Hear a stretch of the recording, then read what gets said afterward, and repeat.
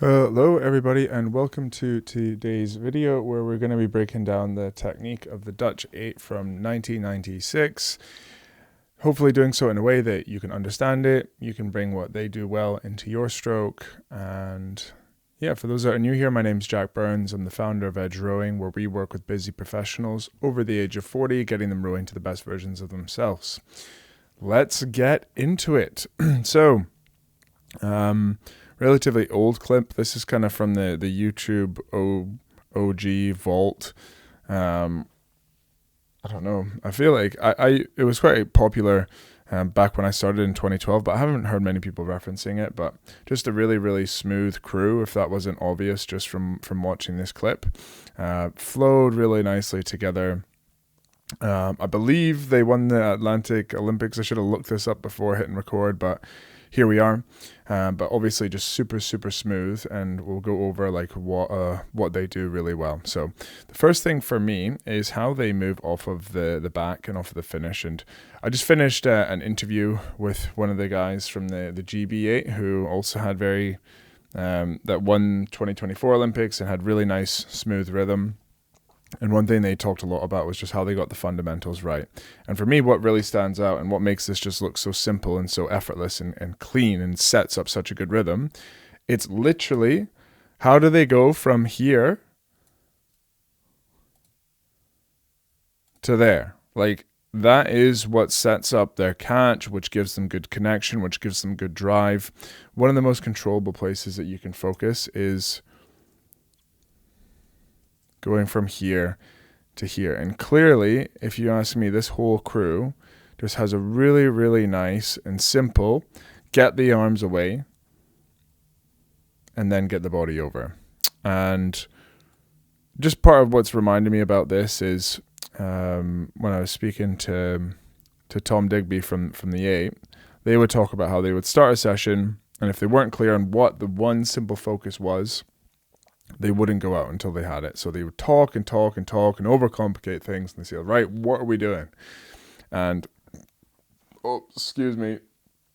For me, I imagine that these guys would have had a really, really good focus on just doing the basics right. Get your arms away together. Now, ways that you can do this, if you're in a crew, even if you're just in a single as well, is pause at the finish and then pause the arms away and then go. So you could do a double pause where you pause here, pause there, and then go. And then you can alternate doing one stroke with a pause, one stroke normal, one stroke with a pause, or one stroke with a double pause, one stroke normal. And just a really, really clear focus on nailing that arms away and getting that flow there. So I feel like that's pretty obvious, pretty simple. What else they do well at the front is they're very patient approaching the catch. They have really good patience going into the front.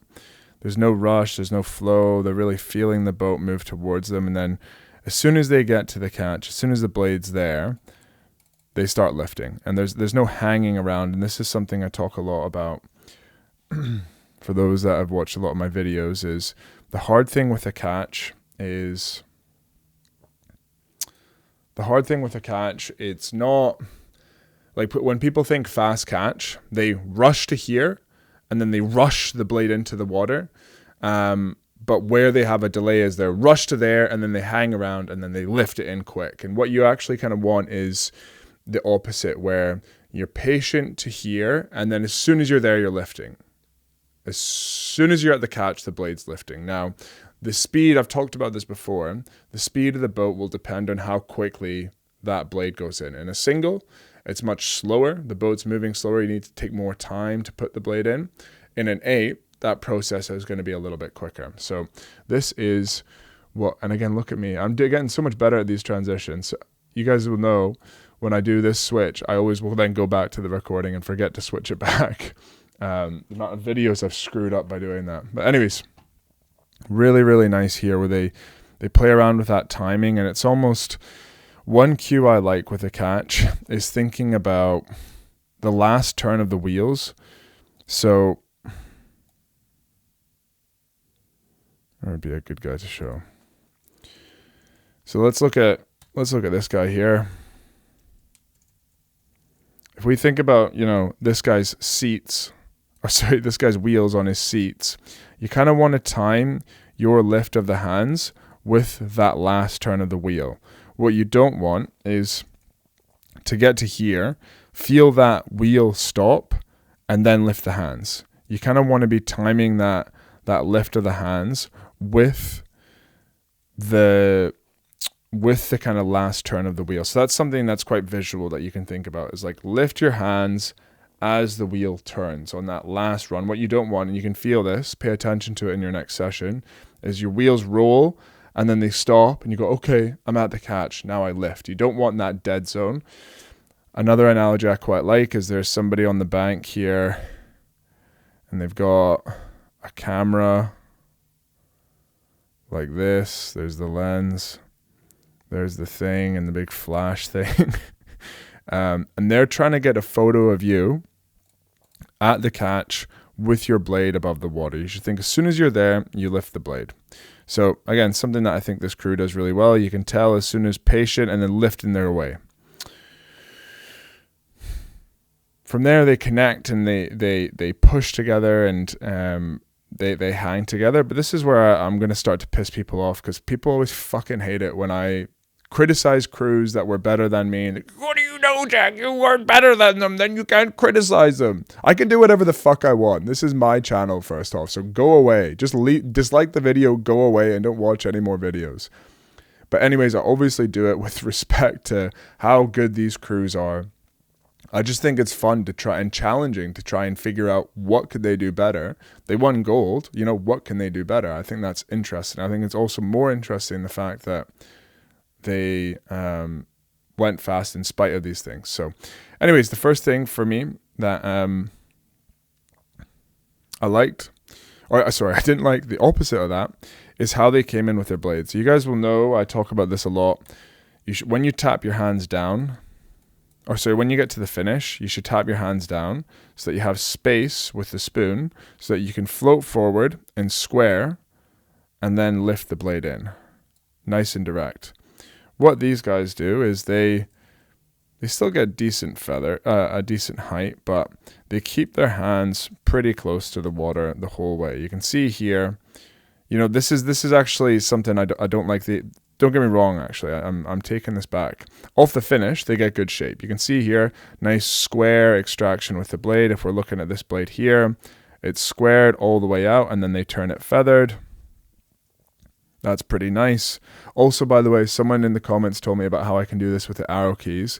Game changer for these technical reviews. Thank you, whoever that was. If you're watching this, comment, and I'll pin your comment, and everybody can give you a big shout out. Anyways, height here with the blade. Pretty good gap of air in between the spoon and the water. As they move forward, the hands go back up. So you can see they started low, the hands go back up. Common thing that I think a lot of people don't do well.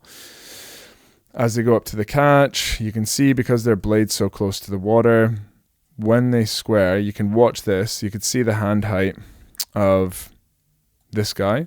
He has to go down and then up. And what you want, if you just keep your hands low the whole time, you don't have to go down and then up. All you have to do is go forward and then square and then lift.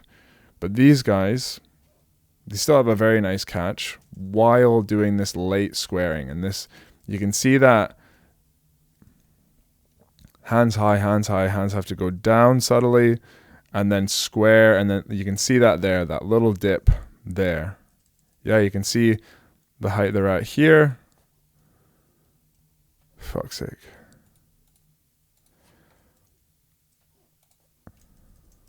I've lost it. Sometimes the arrow thing doesn't work. I don't know what's going on. Why has it stopped working? Fuck's sake. Hey, guy who helped me with this, why is it not working anymore? Anyways, right, let's crack on. Just leave the video. I'm a mess today. You can see the hands have to go down and then up. And what that does is it just creates more movement in your hands. and this sends more neural signals into your arms, which sends more force up here. And then this gets to my second point, because these guys, you can still square lay and have that little hand dip at the catch and still have a good catch if you're skilled enough, if you have enough mileage. I just think it takes more time to get there, so that's kind of why I'm against it, especially for beginners and amateurs who don't have time to spend 20, 30, 40K a day building reps and building these kind of small movements. You want to do the most efficient thing.